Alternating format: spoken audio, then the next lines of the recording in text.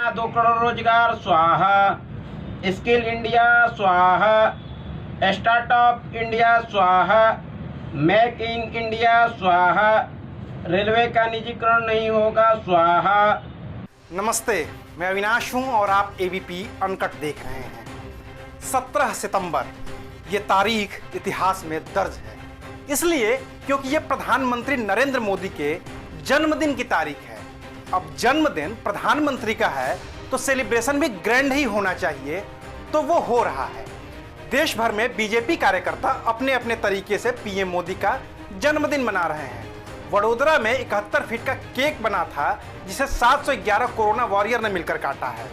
देश में कई और आयोजन हो रहे हैं, कहीं पौधारोपण हो रहा है तो कहीं बड़ी बड़ी योजनाओं का शिलान्यास किया जा रहा है। और रही बात पार्टी की, तो बीजेपी की ओर से इस दिन को सेवा दिवस के रूप में मनाया जा रहा है। विदेशों के भी बड़े बड़े नेता ट्विटर पर प्रधानमंत्री मोदी को उनके जन्मदिन की बधाई दे रहे हैं, उनकी तारीफ कर रहे हैं। लेकिन अपने ही देश में एक बड़ी जमात युवाओं की है जो 17 सितंबर को राष्ट्रीय बेरोजगारी दिवस और जुमला दिवस के रूप में मना रही है, और उनका हैशटैग ट्विटर पर पहले नंबर पर ट्रेंड कर रहा है।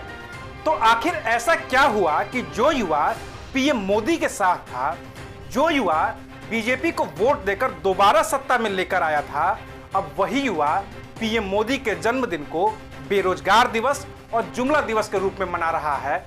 इसी पर मिलेगा आपको आज का बिन मांगा ज्ञान।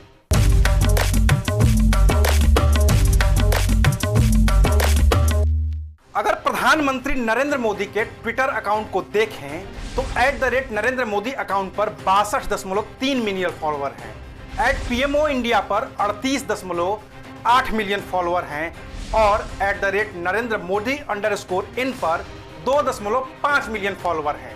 अगर तीनों को जोड़ दें तो होते हैं करीब 103 मिलियन फॉलोअर। लेकिन पीएम मोदी के जन्मदिन के दिन देश में ट्विटर पर नंबर 1 पर ट्रेंड कर रहा है हैशटैग नेशनल अनएम्प्लॉयमेंट, जिस पर करीब 4.5 लाख ट्वीट हो चुके हैं। दूसरे नंबर पर पीएम मोदी का जन्मदिन का हैशटैग है हैप्पी बर्थडे नरेंद्र मोदी, जिस पर 4 लाख से भी कम ट्वीट हैं। और तीसरे नंबर पर है हैशटैग राष्ट्रीय बेरोजगार दिवस, जिस पर करीब 18 लाख ट्वीट अब तक हो चुके हैं। अब ये कैसे हुआ आप खुद से समझ सकते हैं। जाहिर है कि युवा नाराज हैं। वो नाराज हैं कि उन्हें रोजगार नहीं मिल रहा है, वो नाराज हैं कि जिन्हें रोजगार मिला था वो भी छिन गया है, वो नाराज हैं कि उनसे वादे तो बड़े बड़े किए गए थे लेकिन हकीकत में काम नहीं हुआ। और स्वाभाविक है कि उनकी नाराजगी को तो दिखना ही था, तो वो अब दिख रही है। जब ट्विटर और फेसबुक समेत तमाम प्लेटफॉर्म पर पीएम मोदी के जन्मदिन की बात होनी चाहिए थी, तो युवा बेरोजगारी की बात करके, रोजगार की बात करके, जुमलों की बात करके उसको ट्रेंड करवा रहे हैं। इसलिए अब मैं आपको इस बढ़ती हुई बेरोजगारी के बारे में भी बता ही देता हूं। देश में बेरोजगारी पर आंकड़े जारी करने वाली एक संस्था है CMIE, यानी कि सेंटर फॉर इंडियन इकोनॉमी। इसके आंकड़ों के मुताबिक देश में बेरोजगारी की दर अगस्त महीने में 8.3% की है। आंकड़े बताते हैं कि अप्रैल 2020 से जुलाई 2020 के दौरान करीब 1.89 करोड़ लोगों ने अपनी नौकरी गंवा दी है। ये सिर्फ वो लोग हैं जो वेतन पर काम करते थे। असंगठित और ग्रामीण क्षेत्रों में काम करने वाले लोगों में करीब 12 करोड़ लोग लॉकडाउन लगने के कारण 1 महीने के अंदर बेरोजगार हो गए हैं। एशियन डेवलपमेंट बैंक की एक रिपोर्ट कहती है कि 30 साल से कम उम्र के करीब 40 लाख लोग ऐसे हैं जो लॉकडाउन की वजह से बेरोजगार हुए हैं। अब जरा नजर डालिए उन ट्वीट्स पर और मीम्स पर जो पीएम मोदी के जन्मदिन के दिन वायरल हो रहे हैं। कोई कह रहा है कि मोदी जी दाढ़ी नहीं रोजगार बढ़ाओ, तो कोई कह रहा है कि जुमला नहीं जवाब दो, युवाओं को रोजगार दो। कुछ लोग तो पीएम मोदी के हाथ में एक तख्ती तक रख चुके हैं जिस पर लिखा है कि मेरे बर्थडे यानी कि 17 सितंबर को राष्ट्रीय बेरोजगार दिवस के रूप में मनाया जाएगा। याद रखना, कुछ लोग पहले प्रधानमंत्री नेहरू और अभी के प्रधानमंत्री मोदी के जन्मदिन की तुलना करते हुए ये भी लिख रहे हैं कि एक का जन्मदिन बाल दिवस के रूप में मनाया जाता है तो दूसरे का जन्मदिन राष्ट्रीय बेरोजगार दिवस के रूप में मनाया जा रहा है। इन ट्वीट्स और मीम्स को हो सकता है कि बीजेपी और बड़े बड़े नेताओं की ओर से खारिज किया जाए, इसे विपक्ष की साजिश बताया जाए, इसके पीछे विदेशी ताकतों का हाथ बताया जाए।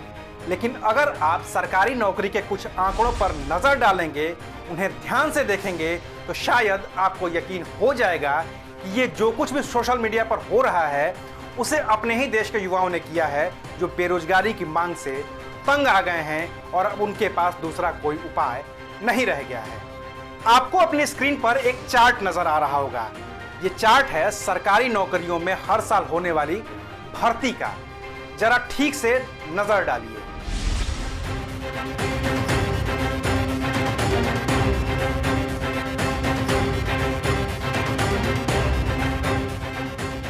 आपको दिख रहा होगा कि एक दो अपवादों को छोड़ दें तो हर साल सरकारी नौकरियों की वैकेंसी लगातार कम होती जा रही है। चाहे वो एसएससी हो यानी कि स्टाफ सिलेक्शन कमीशन, चाहे वो बैंक में क्लर्क और पीओ की भर्ती हो, या चाहे वो यूपीएससी की भर्ती हो जिससे आईएएस और आईपीएस बनते हैं। लगातार घटते रोजगार की वजह से युवाओं का नाराज होना स्वाभाविक ही है। इस पर तुर्र ये कि जिस नौकरी के लिए फॉर्म 2019 में भरवाया गया था और परीक्षा भी करवा दी गई थी, उसका रिजल्ट अब तक नहीं आया। युवाओं ने प्रदर्शन किया, ताली बजाई, थाली बजाई, मोमबत्तियां जलाई, सोशल मीडिया पर पीएम मोदी के वीडियोस को खूब डिसलाइक किया, ट्विटर पर अपनी बात को ट्रेंड करवाते रहे, तो रिजल्ट की तारीख घोषित हो गई। रेलवे की परीक्षा के साथ भी ऐसा ही कुछ हुआ था। फॉर्म भरवाया गया था, 1 साल से ज्यादा का वक्त बीत गया, लेकिन परीक्षा नहीं हुई। इन आंदोलनों के बाद परीक्षा की तारीख आ गई है। लेकिन इन्हीं युवाओं के लिए बीजेपी के आईटी सेल के मुखिया अमित मालवीय ने कहा है कि ये विपक्ष की साजिश है और तुर्की के लोग इसमें शामिल हैं। लेकिन 17 सितंबर को जो हुआ है वो भी ऐतिहासिक है। जब देश के लोगों को अपने प्रधानमंत्री का जन्मदिन मनाना चाहिए था, तो उस दिन देश का युवा अपने हक और अपने हुकूक की बात को लेकर मुखर था और सोशल मीडिया पर ट्रेंड कर रहा था #राष्ट्रीय बेरोजगार दिवस। बाकी इस पूरे मसले पर आपकी क्या राय है, हमें कमेंट करके जरूर बताइएगा। देश दुनिया की तमाम और खबरों से अपडेट रहने के लिए डाउनलोड कीजिए एबीपी का लाइव ऐप और देखते रहिए एबीपी अनकट। शुक्रिया। एबीपी न्यूज आपको रखे आगे।